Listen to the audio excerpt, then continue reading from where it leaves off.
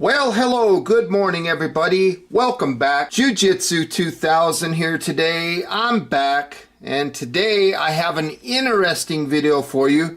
Today's video, I want to talk about the correct way to refill these isopro fuel canisters.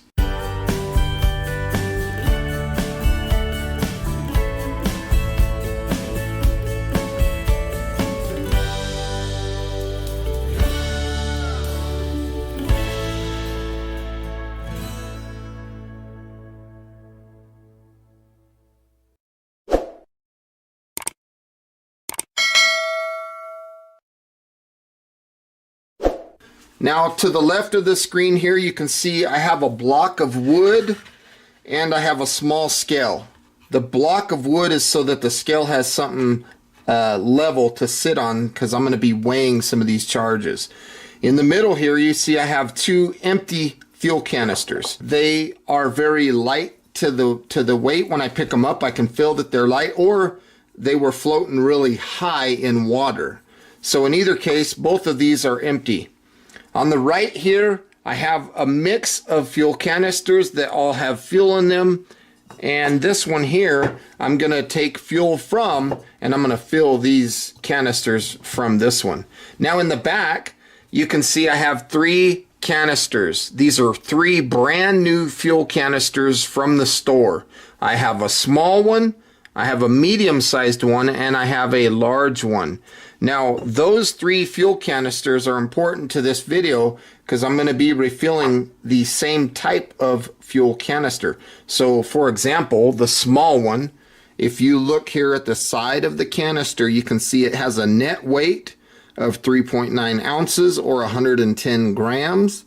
And then it has a gross weight, meaning the weight when it's full, of 7.4 ounces or 211 grams. So those numbers that I get, that data that I get off of these canisters, is very important when it comes to refueling them. So I'll take that data and I'll transfer it over to paper. So if we look at the small one, once again, it was net weight of 3.9 ounces. The gross weight, meaning the weight when it's full, is 7.4 ounces. And then when I put that brand new one on the scale, I notice that it weighs 7.74 ounces. So let me take the top off here. 7.73 or 7.74. So that data I have established for the small canister. I'll do the same thing with the medium one. I'll take the little cover off.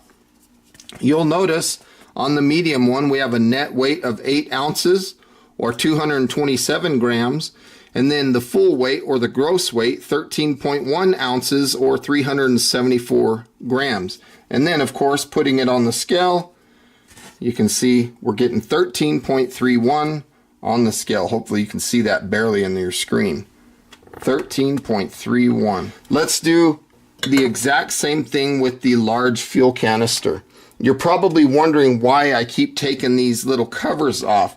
That's because when I refill these canisters, I'm going to be having the covers off. So I want the weights to match. So on the large one, you can see we're dealing with 16 ounces net weight or 450 grams. That's this column here. And then the gross weight of this is 23 ounces. That's full, or 23.50 on the scale. That's full. 23.50. So now that I have all this data, I can go forward on the refilling process. I'm going to put those covers back on to remind myself that those are full. Those are brand new canisters there. So keeping this data close gives me a reference to look at. So when I weigh these canisters after I fill them, I don't want to exceed these numbers right here. So these three numbers here, that's like the max fill level. That's the max weight that I would want those to be. So I don't want to go outside of that. You might have canisters that look very similar. For example, this one here. If you compare the numbers on this canister to the numbers on this canister, you'll see very quickly that they are not the same. If you look right here, we are dealing with 7 3/4 ounces or 220 grams. Okay, now you look at the MSR, 8 ounces, 227 grams. So if you were to fill something like this Coleman to the same exact weights that this MSR would hold, you could run into some problems, and problems that could result in something like this. Maybe the canister overswelled, got too big, or it could get even worse to the point where you actually rupture a canister. Now these large ones, I'll show you.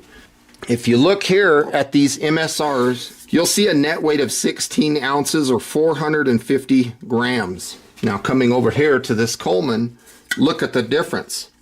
15.5 ounces or 440 grams. So again, if you were to fill this Coleman with the same amount of fuel, if you were to put 23 ounces in here in this Coleman, you could run into problems.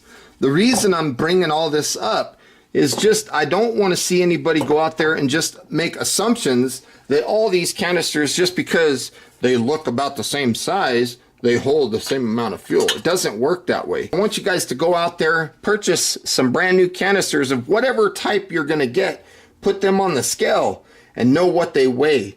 Write down your own load data so that you know what your canister is going to hold.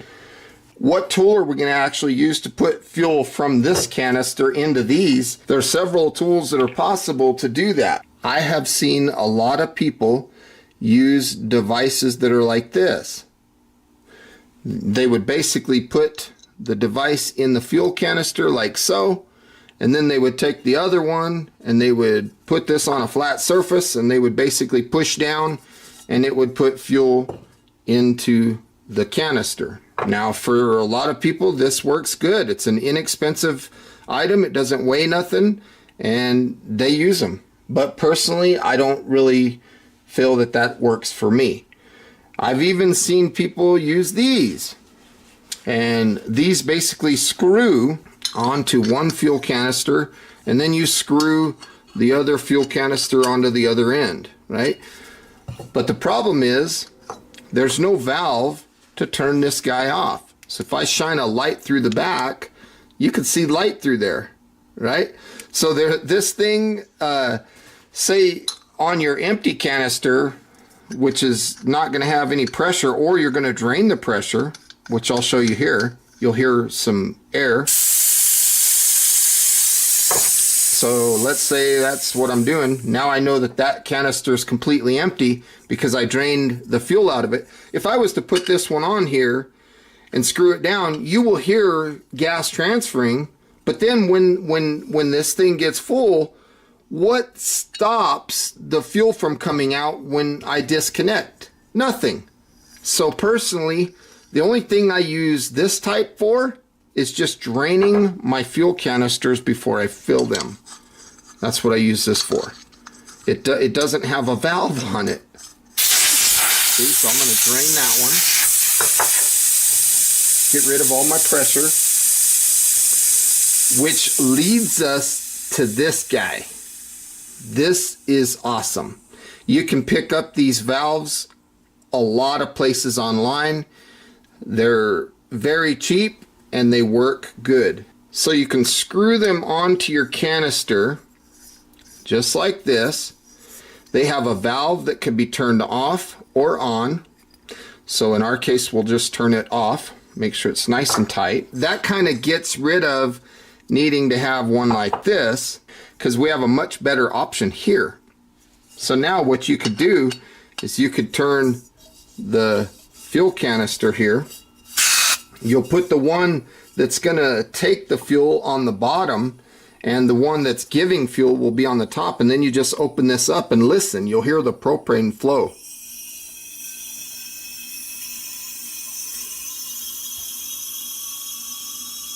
So we're definitely putting fuel from this canister into this canister, and when you hear it stop hissing, or whenever you feel that you've heard enough, you just turn the valve off, unscrew the one that you're going to weigh, put this bad boy on the scale, and let's see where we're at.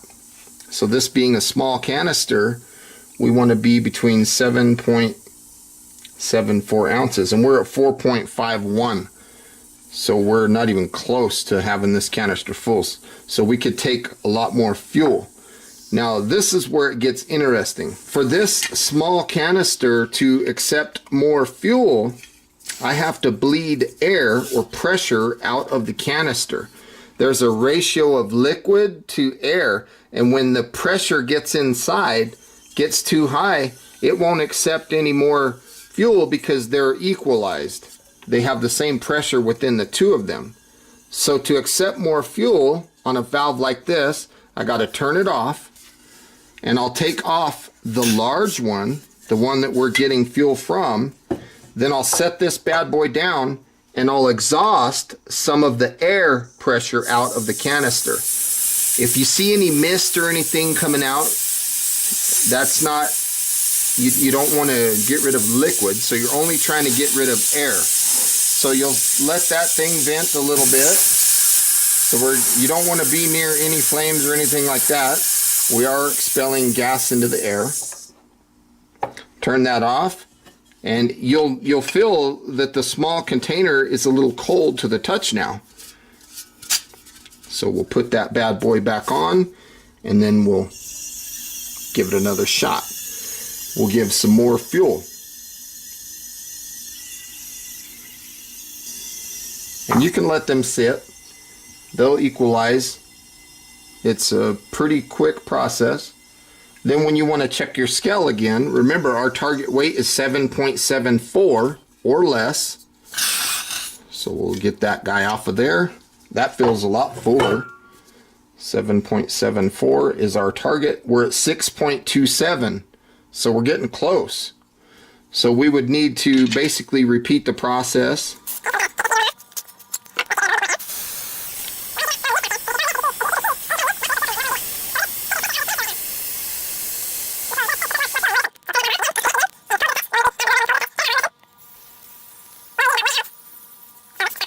Take this bad boy off. Spin them kind of quick so they come off quickly. Put it on the scale. 6.84. So we can go up to 7.4, or if we want to go on the scale, we can go to 7.74. So we're extremely close. I'm going to go ahead and say that that one's good. We're under 7 ounces. We're good to go. It feels pretty heavy to the touch. Okay. So even though we're not at 7 point whatever, that's okay. We're below that. Last thing I like to do is I like to take 1 drop of oil, put it right down there in the Lindell valve, and then I'll put a cap on the end to show myself that this one has fuel in it. Set it aside. Now let's talk about this next one. And we're going to get rid of this little valve. I'm going to show you a couple other options. Don't steer away from these. These actually work very good. They're just a simple on-off valve. They have a female Lindell thread on both sides, and they're very effective. I've used these for years to refill these canisters. You can get something that looks like this. This is called G-Works Gas Saver. It's basically the same thing, except it has a bigger body, so you got more stuff to hang on to, and it has a slightly larger valve. It's a little bit more quality, but it does the exact same thing. Okay, so depending on how much money you want to spend, that's up to you. They both do the exact same thing. They're both very, very effective. Now on the G-Works, you can see that they have a little diagram here. It's like a circle, and then as long as you're reading the letters, you put the canister that you're gonna fill on the bottom in reference to how the letters look. Okay, or you'll put the canister next to the big circle there. This one's already open, so let's go ahead and close it. Thread this one on the top that we're going to use to fill this canister. And then with the G-Works, it's basically the same exact thing, same exact process. We're going to open that valve. You can hear the flow starting. Set that aside for a minute. You don't have to worry about these things bursting. I've never seen one have a problem while I was filling them, because the pressure on the one here, all they're going to do is equalize. So unless you have a bad canister or something and you didn't inspect them before you filled them, that's the only problem that I could see you running into. So we wait till it stops hissing, turn the valve off, and then we're going to take the weight of this one. Now we're on a medium-sized canister here, so remember our gross weight 13.1 ounces or 13.31 on the scale. So we look at it, we're at 7.92, so we still have a ways to go. I'm going to show you another valve that you can get from G-Works that takes away the need. You remember how I had the valve on there and I opened it up and I was letting air out? They make what they call the G-Works Gas Saver Plus. So if you look at it next to the regular one, it looks very much the same, except on the end here it has a little button. So now we have the canister installed. You have a little vent port right here. So when you push the button, you'll exhaust air. Just by pushing this button, you'll exhaust air out of the canister. The canister will get cool to the touch, and you don't have to unscrew everything. In fact, you could have both canisters connected, just like so. As long as the valve's off, you could just push that button and exhaust air.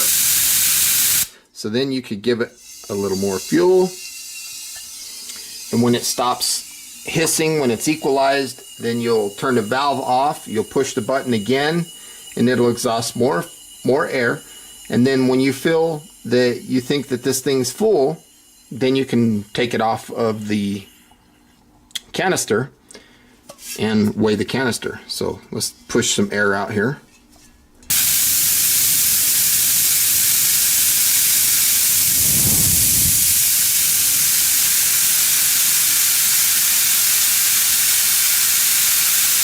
Open the valve. One of the cool things about this one, or if you do it with these guys, when you let the air out of the canister, cool thing about that is it cools the canister. And when the canisters are cold, it tends to help draw the liquid into the canister a little bit better.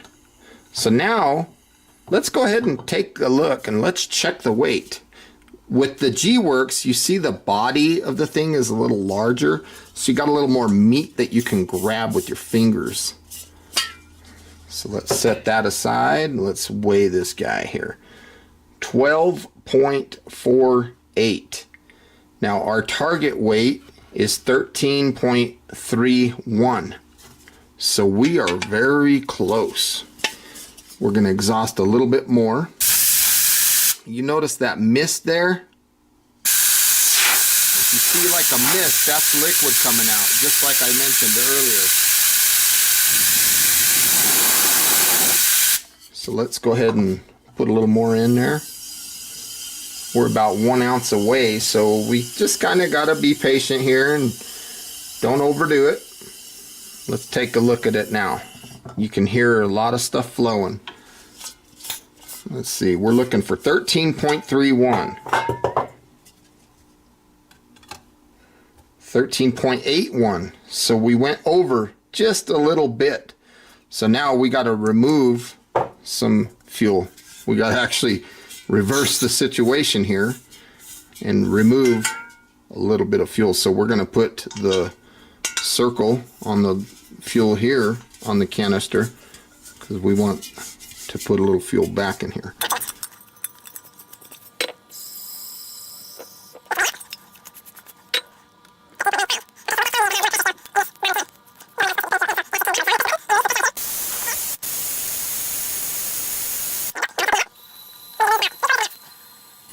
Let's try that. Let's see what it says here.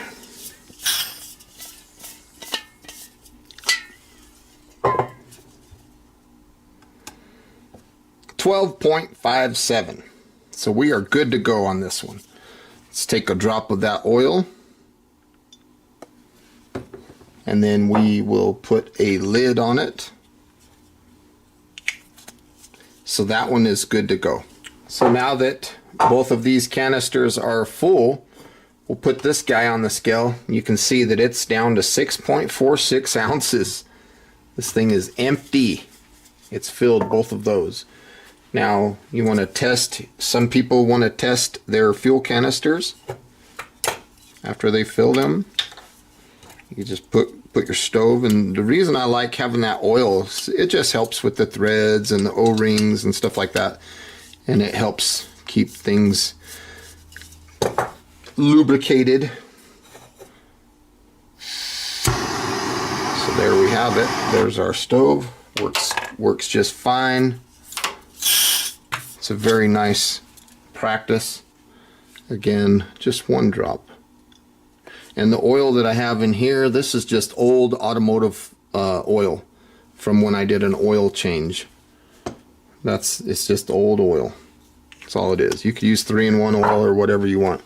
Just some kind of oil, and look at that. It kind of lubricates the threads and the O-rings, and it just helps things along. So folks, I want to say thank you for joining me today on this video. I hope you got some good, useful information out of it. Please feel free to leave your comments down below, like this video, share this video, and as always, thank you again for stopping by. I hope you have a beautiful day. We'll see you next time. Bye for now.